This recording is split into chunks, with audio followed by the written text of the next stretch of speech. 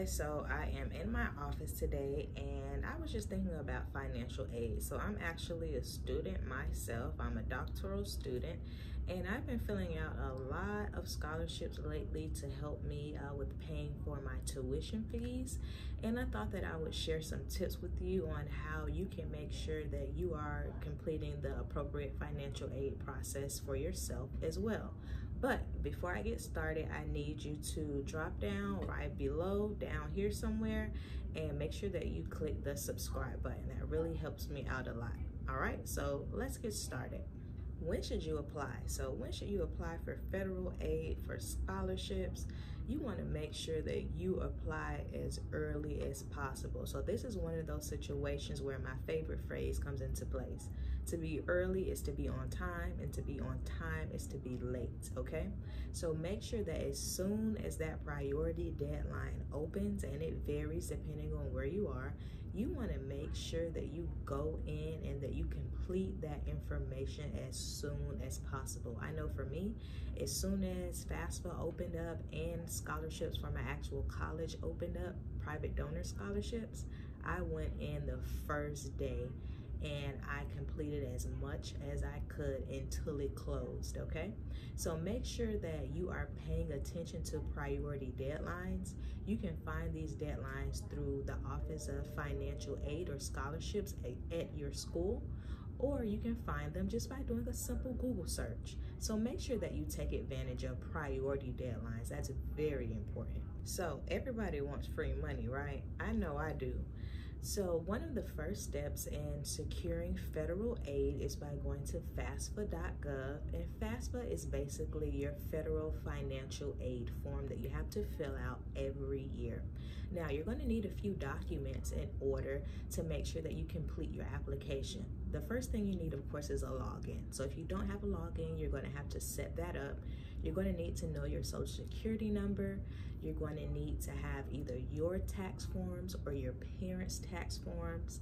And then there are also other documents based on a person's situation that you may need. So you want to make sure that you have all of those things before you even start the application. The good thing is that FAFSA has made it pretty easy over the last several years.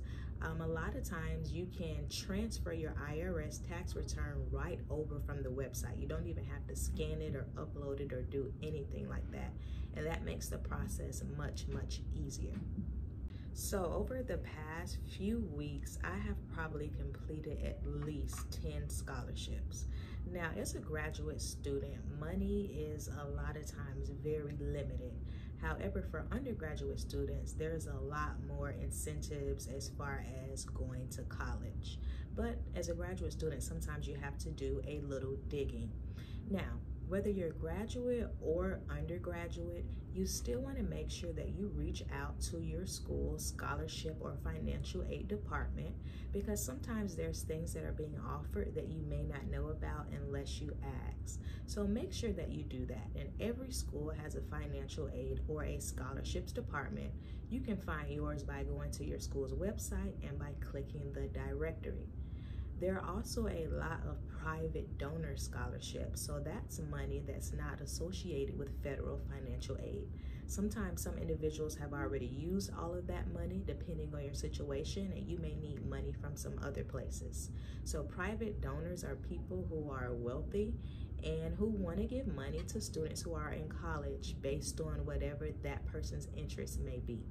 So you're going to have to do some digging with that as well. And I would recommend that you go back to your student's financial aid department, see what scholarship fits you. I know for me personally, I filled out every single one I could. And then there's things like churches that you may be a part of, or other organizations that give free money. I know my bank gives a graduate scholarship that I filled out as well. So make sure that you don't become discouraged and that you just look wherever you can. Now, some scholarships may require you to give a personal statement. Of course, FAFSA, you don't have to give a personal statement for that because that's federal financial monies. But for private donors or other scholarships through different organizations, you're most likely going to have to tell them a little something about yourself. and that's typically called a personal statement. So you want to make sure that this is something that you already have written. A personal statement is where you talk about yourself, what you've accomplished, what organizations are you a part of, what are your goals, what do you hope to do with your degree, maybe your family upbringing and how that contributed to you wanting to become a educational student. And I know for me, I already have that written. So every time I fill out an application, I don't have to rewrite it again. Of course, you may have to pull some things out to kind of make it specific to what you're writing about. That's very important. So make sure that you're actually reading the writing prompt and that you're tailoring your personal statement to whatever it is that they need. That's something that is kind of going to set you apart from other people who are applying for that scholarship.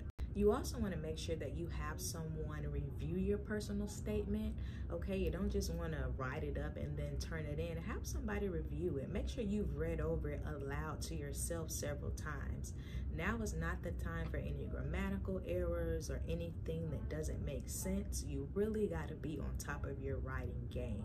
So have a teacher, have someone who is a professional to read over it for you. So if you don't have a professional or you're really short on time, I would recommend that you use Grammarly.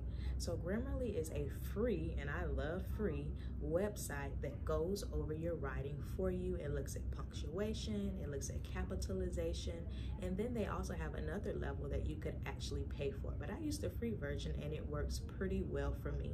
You set up an account through your Gmail, is how I set mine up, and then it's right there for you. So I would recommend that you are using Grammarly for your personal writing statements because you want to make sure that you're on top of your game, okay? So sometimes looking for money for schooling can be so stressful. Trust me, I know, especially as a graduate student.